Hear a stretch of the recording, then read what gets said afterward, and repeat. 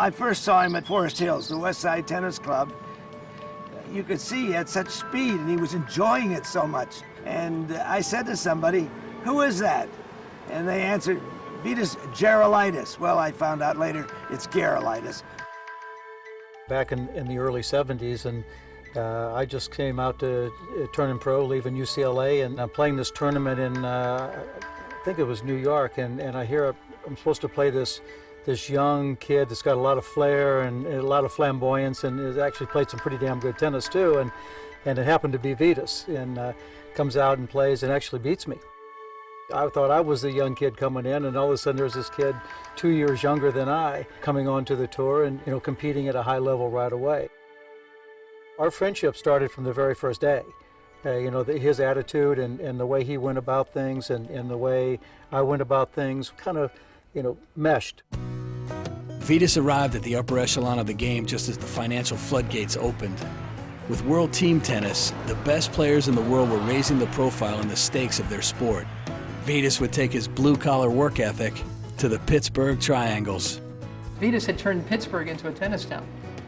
He was just about to turn 21, and after a Pittsburgh Triangles World Team Tennis match, he announced to the people there, there were a couple of thousand people there, he said, "Hey, I turned 21, it's my birthday.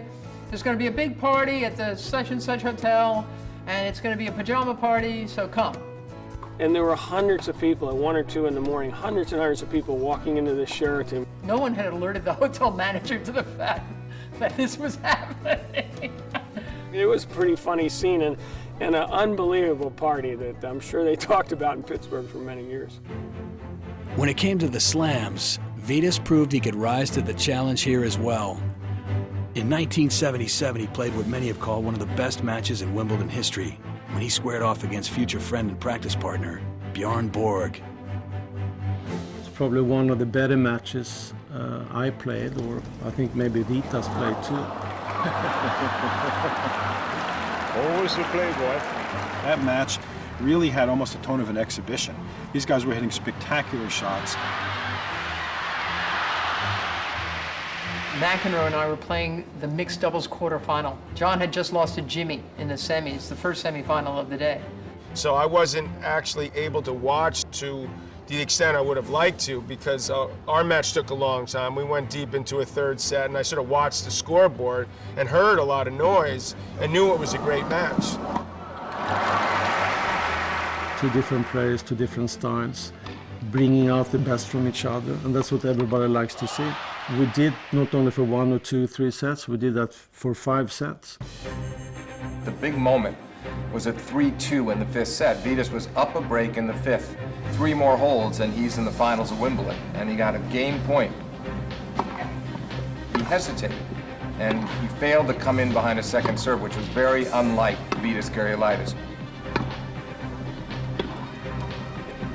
Borg won that point, came back and broke, and eventually beat Vitas 8-6 in the 5th. And Vitas had chances, a lot of chances, so I was really lucky to win that particular match. After that match, that's when our friendship really started. The next day I was practicing, and right before we went on to the practice courts, one guy is coming down to the club, and I was thinking, it looks like Vitas. And I said, it cannot be Vitas. But when he came closer, there was Vitas coming down to this club in Hampstead, and I said, what are you doing here? We started to talk about the match a little bit. Then he said to me, anytime you want to practice, I'm willing to do it. That's when everything happened with the relationship and friendship with me and Vitas. For Vitas to, or any guy in any sport to come down the next day, surprised everybody. Vitas was not only a great tennis player, but he was a great person too. Near misses aside, the Gerulaitis star continued to rise both on the tour and in the public eye. In December of '77, Vitas took his 23 years and his number 5 ranking down under for the last major of the year. Yeah, the Australian Open in those days, certainly wasn't as big as it is now. I think a lot of people considered it the 4th major, but A major's a major. We practiced every day during those 2 weeks, and we went out every night. I think it was about the first Thursday or Friday, it rained like there was no tomorrow. And I remember thinking, okay, that's the end of that. And Vitas said, you know, we're going to practice today. You know, we go past a park and, you know, we see some grass tennis courts, but they've got padlocks on the gate. And he goes, that's where we're playing. He starts climbing up this bloody great big fence. So I shoved the balls over and the rackets, and then I started climbing, and I almost broke my neck, but I eventually got over there. But we stayed out there for about an hour. The balls became like footballs, they were so heavy. But we played and we got a sweat up, and we volleyed, and he said psychologically, we've practiced, no one else has practiced today. He's right, we've got an edge over the other guys. We end up the night before and we're in the finals. And you know, we still went out that night. And I remember that night at dinner, I said to him, Vitas, it's my first Grand Slam final and it's yours. I mean, are we going to practice tomorrow? And you know, he looked at me and he goes, what, are you going to learn something different from my game? Am I going to learn something different from you? Of course we're going to practice. So, you know, an hour before the Grand Slam final, we're practicing together. I don't think you'd see that now.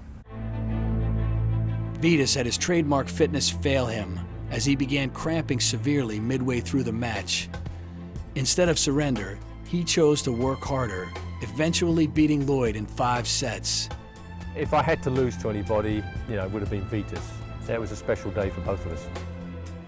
It meant a lot to him. Everyone thought this guy is just a partier. He was a very, very hard worker, and he understood the history of the game and wanted to be a part of it.